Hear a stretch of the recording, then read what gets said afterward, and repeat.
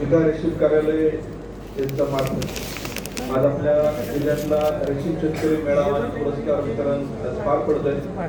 मी सगळ्यात आधी त्यांचं अभिनंदन करतो, कारण बऱ्याच दिवसांनी असा मेळावा होतोय आणि मला आठवते की वर्ध्याला असा मेळावा आम्ही आयोजित केला होता. त्यानंतर जवळजवळ 3 वर्षांनी असा मेळावा अटेंड करतोय. मी जेव्हा जॉईन झालो होतो त्यावेळेस पहिल्यांदा इथल्या रेशीम अधिकाऱ्यांना विचारलं होतं रेशीम बद्दल, रेशीम शेतीबद्दल, आणि आपण याला कसं प्रमोट केलं पाहिजे. या पद्धतीने हळूहळू त्याच्यामध्ये पावलं टाकले होते. परंतु ज्या पद्धतीने वडवळे साहेब आलेले आहेत आणि ज्या पद्धतीने एक बुलेट ट्रेनचा वेग पकडलेला आहे, मला याच्याबद्दल कुठली शंका नाही की आपला जिल्हा याची कुठली मनात शंका नाहीये. कारण मी आल्यापासून बघतोय 3च महिने त्यांना फक्त झाले आणि असे जर अधिकारी असतील तर आमचा पण उत्साह खूप मोठ्या प्रमाणावर वाढतो. आजच्या कार्यक्रमाला उपस्थित असलेले आपले SDM, त्यांचा जुना अधिकृत ओळख आहे. आपले हाय इम्पॅक्ट मेगा वॉटरशेडचे आपले पदाधिकारी आहेत.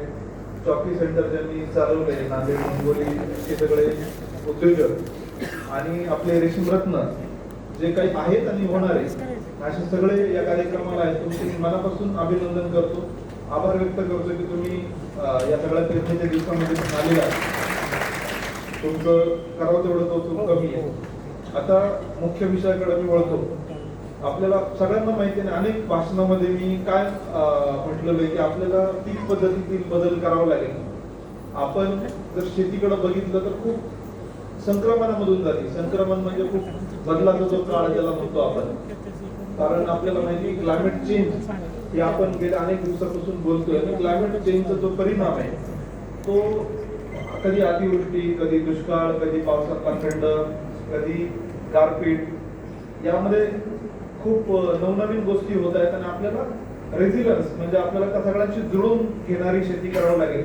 आणि दुसरी गोष्ट, आपण जे करतोय सोयाबीन, कापूस आणि तूर, हे पण काही आपण फार भारी करतो अशातला भाग नाही. आपलं ऍव्हरेज जर उत्पन्न बघितलं तर ते पेक्षाही कमी आहे.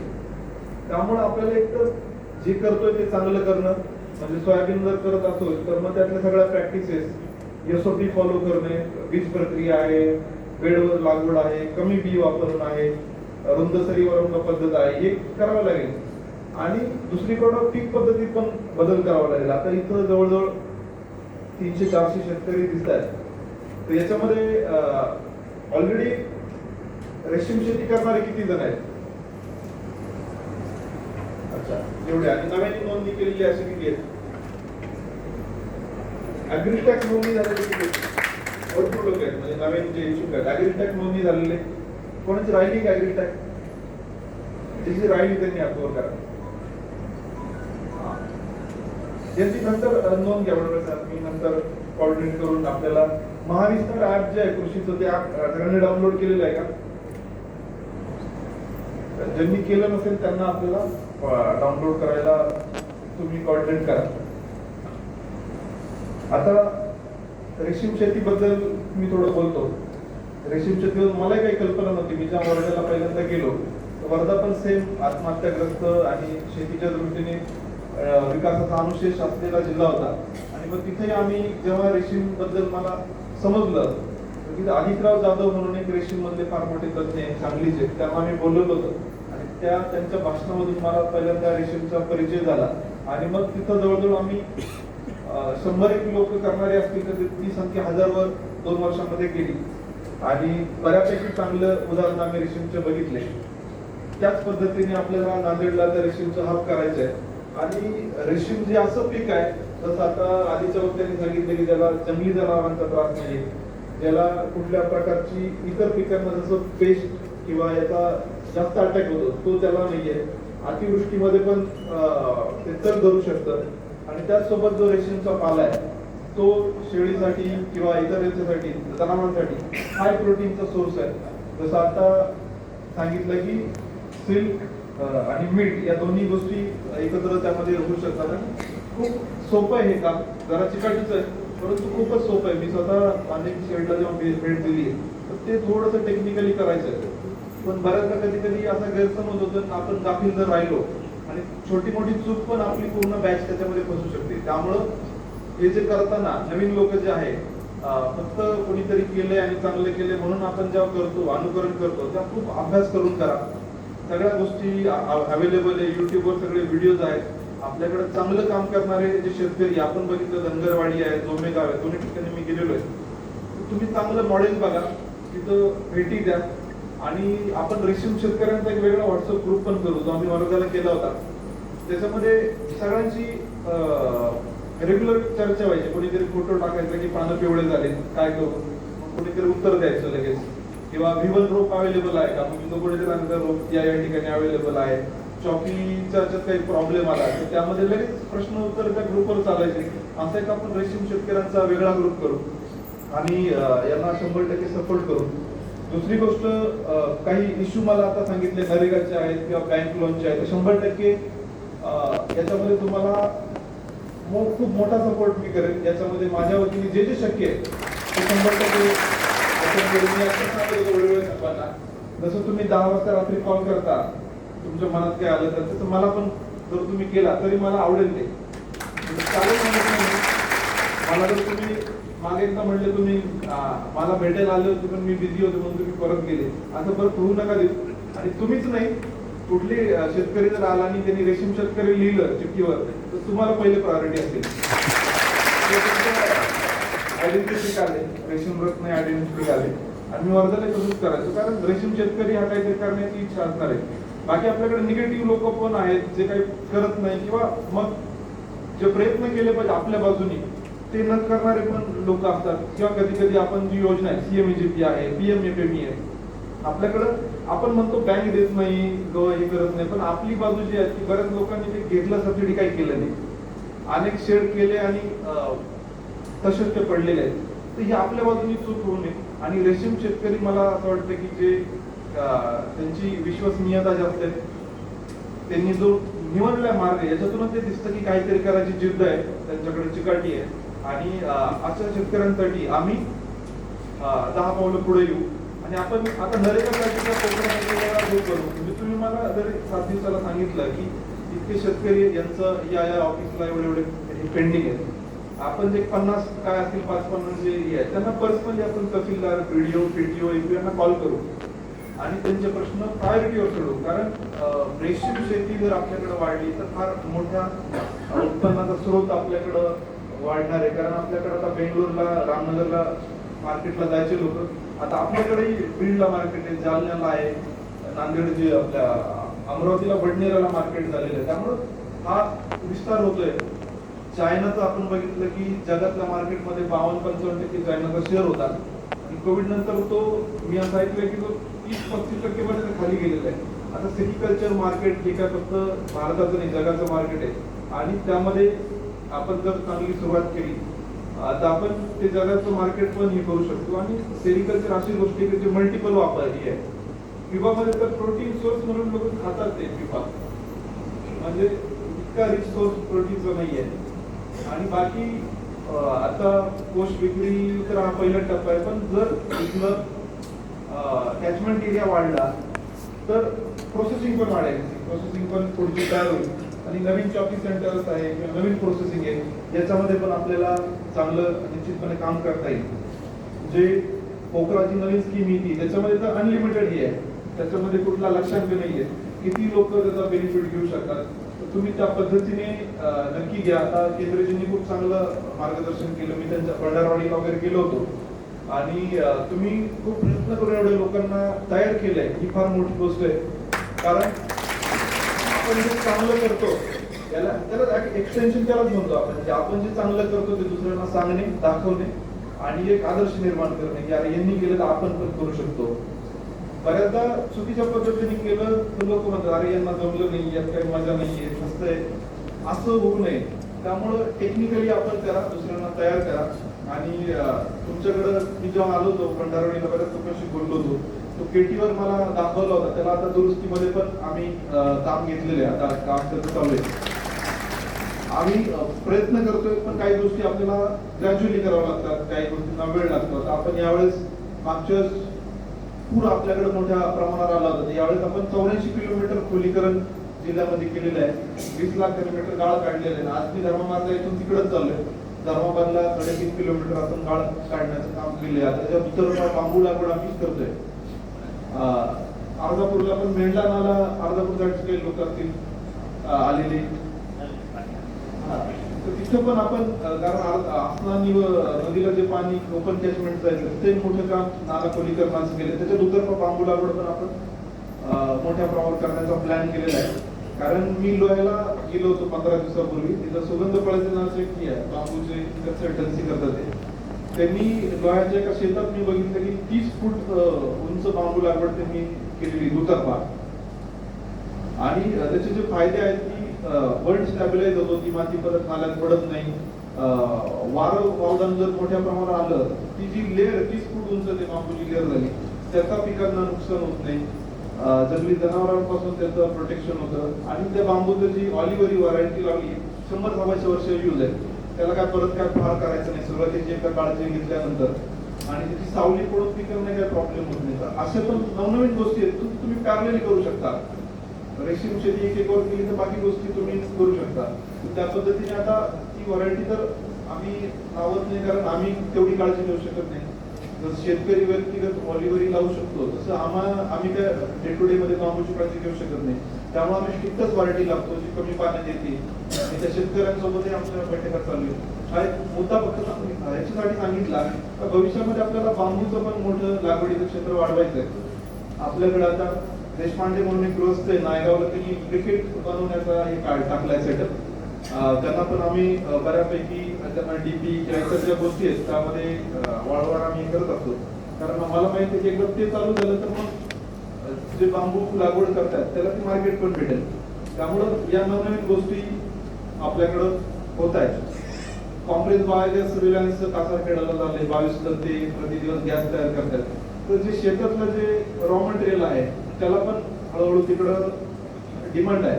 त्यामुळे आपण जे जाळतो ते चुकीची प्रॅक्टिस, त्याला जर तुम्ही क्रश केलं श्रेडरनी, त्याचा पण मागे डेमो आम्ही केला, ते व्हिडिओ टाकले होते. आता नवीन कोकरामध्ये जास्तीत जास्त श्रेडर घेतले तर आपल्या शेतकरी कंपनीने आणि ते रेंटवर दिले, तर त्या श्रेडरनी 1% कार्बन आपल्या शेतीतला वाढतो, जो आता कमी होत चाललेला आहे.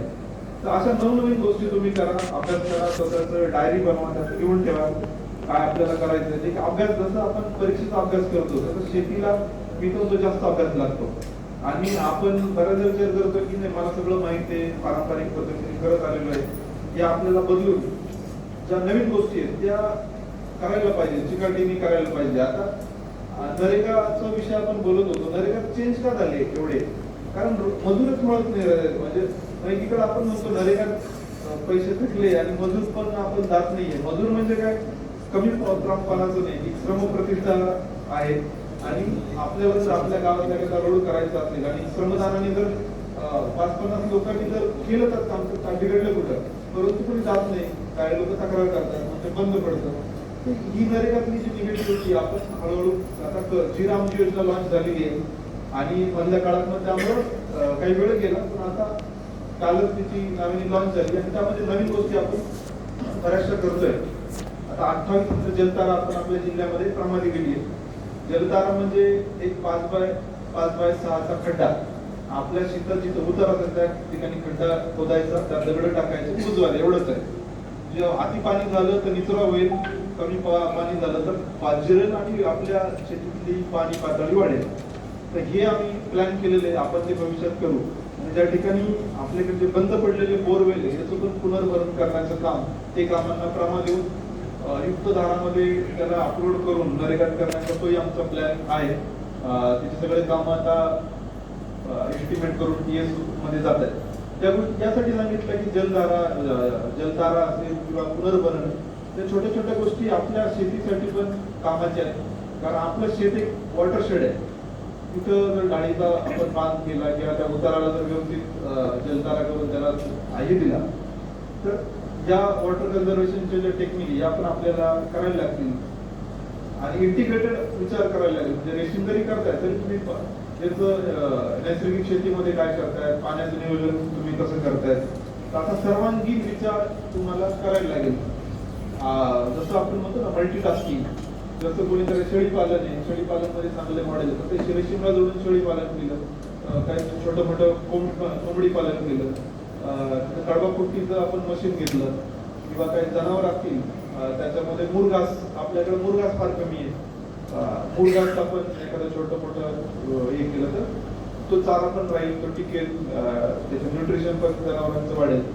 असं इंटिग्रेटेड हे करणारं जे मॉडेल आहे त्या पद्धतीने विचार केला पाहिजे. जसं आपण इन्व्हेस्ट करणारे लोक एकाच्यात इन्व्हेस्ट करत नाही, वेगळ्या वेळेच्यात इन्व्हेस्ट करतात. तसं शेतीमध्ये पण आपल्याकडं असे काही मॉडेल मी बघितलेले आपल्या लोहगाव म्हणून आहे नायगावमध्ये, बिलोलीमध्ये, त्याच्यामध्ये अंजीरची थोडी केलेली, काही ठिकाणी जांभूळची शेती केलेली, जांभळाला खूप चांगला स्कोप आहे, काही ठिकाणी त्यांनी रुटीन पद्धतीने शेती केलेली आहे. तर ज्यांच्याकडं 4-5 एकर आहे ते विभागून काही गोष्टी करू शकतात. आणि धनगरवाडीकडे बघितलं तर 1 एकर आहे लोकांकडे, काही लोकांकडे 20 गुंठे, 1 एकरमध्ये रेशीम शेती करतात. त्याला फार शेती क्षेत्र प्रयोगाला लागते अशातला भाग नाहीये. त्यामुळं आपण सुरू करा. सिल्क समुद्र आहे, पोखरा आहे आणि नरेगा आहे. आता नरेगामध्ये ही यंत्रणा नव्हती, रेशीम अधिकारी यंत्रणा नव्हती, त्यामुळे आम्ही त्याला फॉलोअप करून एक लेटर लिहिलं होतं गव्हर्नमेंटला, आणि आता ती यंत्रणा पण डिक्लेअर झालेली आहे. आणि नरेगामध्ये मला माहिती की काही लोक खाली अडचण करत असतील, जाणीवपूर्वक टाळाटाळ 100% करत असतील. याचा सगळा फीडबॅक आपण घेऊन आपण दर शनिवारी आपण अर्धा तास बसून फक्त सेरिकल्चरला देऊ. आणि सेरिकल्चर मध्ये जर कोणी काम करत असेल, त्यामध्ये जर कोणी आडकाठी येत असेल तर 100% यामध्ये आम्ही तुम्हाला 100% मध्ये मध्ये नाईट वाईट पण आपण जाऊन मुक्काम गावामध्ये करण्याचं सुरू केलेलं आहे. लिंगावला एक मुक्काम मी केला. आता पुढचा मुक्काम आपण रेशीम शेतकऱ्याच्या घरी करू. संदेश जाईल रेशीम, माझ्या दृष्टीने रेशीम शेतकरी हा फार महत्वाचा आहे, टॉपमोस्ट प्रायोरिटी आहे. जेव्हा कधी ऑफिसला आपण आले, सोमवारी गुरुवारी भेटतो, कारण मंगळवारी बुधवारी शुक्रवारी वेगवेगळे हे असतात, काही कधी हिअरिंग असतात, माझ्या सुनावणी असतात, कधी वरच्या व्हीसी असतात, बरेचसे आमच्या भागात आता रसायन डेडिकेटली रेशीम येते, कलेक्टरला 240 कमिटी आहेत, ते त्या मिटिंग असतात. त्यामुळं मी डेडिकेटली सोमवार गुरुवार ठेवलेले आहेत. तुम्ही कधी व्हिजिटला आले सोमवारी सकाळी किंवा गुरुवारी सकाळी, तर पहिली प्रायोरिटी मी मीटिंगमध्ये असेल तर तुम्हाला देईल. कारण तुम्ही या नांदेडचं हे बदलणार आहात, तुम्ही नांदेडचं GDP वाढवणार आहात. चांगलं काम करा, मेहनतीने करा, अभ्यास करून करा. जे काही सपोर्ट असेल आणि वडवळसारखे अधिकारी असतील तर मग मी पण निश्चिंत आहे. आणि तुम्ही पण मला जास्त त्रास द्या भविष्यामध्ये, की असं नव्हतं की मी आहे मीटिंग चालली, तुम्हाला टोटल ऍक्सेस आहे. तुम्हाला वाटलं 11 वाजता किंवा 12 वाजता वाटलं की फोन करायला तुम्ही मला करू शकता. त्यामुळे माझ्याकडून जे जे शक्य आहे, जे जे पॉसिबल आहे, मला माहिती आहे सगळ्या गोष्टी शक्य नसतात, कधी काही गोष्टी अडचणी असतात, काही लिगल टेक्निकल काही अडचणी असू शकतात, पण मॅक्झिमम गोष्टी सॉल्व्ह करेल. आणि तुम्ही डेमो प्लॉटचं बघितलं म्हटलं तर खूप चांगली संकल्पना आहे, लोकांना बघायला डेमो प्लॉट पाहिजे. आता मी वर्ध्याला डेमो प्लॉट नाविन्यपूर्णमध्ये केला होता, पण आता तुम्ही डेमो प्लॉट जर केला तर तुम्ही मेंटेन कसा करणार, काय करणार याच्याबद्दल थोडं हे आहे माझ्या मनात, आपण चर्चा करू दे. पण आपण एक आपल्याकडं केळीचे सररोडीला आहे आणि एक आहे आपल्याकडं याला पोखर्डीला आहे. तर 2 ठिकाणी 2 आपण जर डेमो दिले तर त्याला काय 1-1.5 लाखाचे आपण छोटे डेमो करू शकतो. तसा प्रस्ताव दिला तर तो एक ऑप्शन आहे, आपण तोही करू. आणि ज्या लोकांना आपल्याला एक्सपोजर व्हिजिटला रुईला आता जाऊन आले आपले लोक, अशा एक्सपोजर व्हिजिट आपण थोड्याशा आत्मामध्ये पण करू शकतो प्लॅन. आपल्याकडे बरेच चांगले शेतकरी आता रत्नागिरी ढगे पण आलेले, ते सगळ्या कार्यक्रम असतात, पण ते रेशीम मला चालू नाही सर, केले चालू 50 शेतकऱ्यांनी केले सर. आम्ही आले तिथे शेतकरी 50ला 50 इस्रायलला पण जाऊन आलेले आणि रेशीम शेती पण आता त्यांनी चालू केली. तर बऱ्याच म्हणजे कुठलाही असेल तर तिथं असतात, पण त्यांनी आता त्याचे प्रयत्न चालू केलेले आहेत. सर आता हे शेतकऱ्यापर्यंत गेलं पाहिजे ना, म्हणजे प्रत्येक चांगले असे लोक आहेत ते तयार व्हावेत जास्तीत जास्त. आणि खूप चांगला कार्यक्रम हे केलेला आहे आणि खूपच पॅशनेट आहे, वडवळीत आहेत. मी आल्यापासून ते लगेच कळतं पहिल्या भेटीतच मला कळालं नाही, मला सांगितलं होतं काही लोकांनी, तर मलाही आनंद झाला की आपल्याकडे असे अधिकारी आलेले आहेत. आणि माझा त्यांना पूर्ण सपोर्ट राहील. परत एकदा आपण खूप चांगला कार्यक्रम घेतला आणि एवढ्या मोठ्या संख्येने आपण आलेल्या सगळ्यांचा आभार व्यक्त करतो. धन्यवाद.